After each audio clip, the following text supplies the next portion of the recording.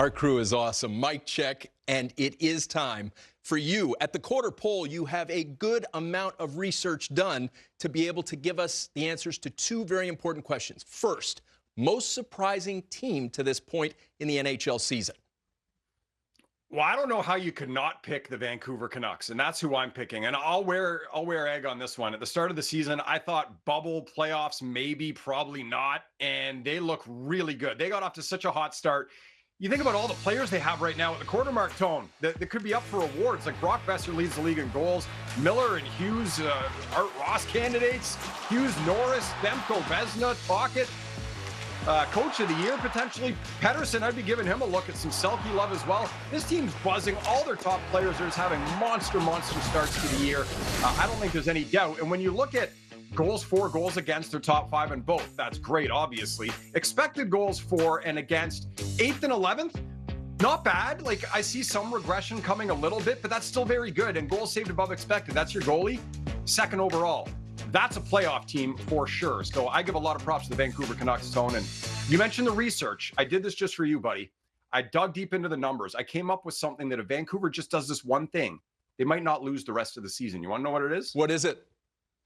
Wear them every game. Every game. Best jerseys in the league. Oh, you're amazing. So I agreed with everything you had to say about the Canucks, and a lot of hockey people, experts around the globe would agree too. How about a surprising player, the most surprising player to this point, in your opinion? It's a great question. Like there's Reinhart, there's Besser leading the league in goals. There's a lot of things you could go with. I'm going to go a little off the beaten path here and go with someone who I think deserves some love. Travis Sanheim in Philadelphia. He has had a great start to the season. This guy's eating a ton of minutes. He's 2nd in the league in time on ice per game. He's got 16 points, Tony. He's tied for the team lead in scoring, which I don't think any of us would have said here in late November.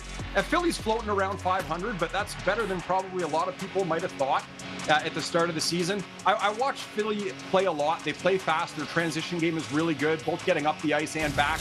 They lead the league in rush chances by defensemen, and Sanheim's a guy that loves to jump into the play, but also good defensively. So there's a lot of good candidates for when we're talking about the most surprising guy, overachieving, whatever you want to say. I think Travis Sanheim deserves some national love for the great start to the season he's had. And you look at that, he's 5+ minutes more a game.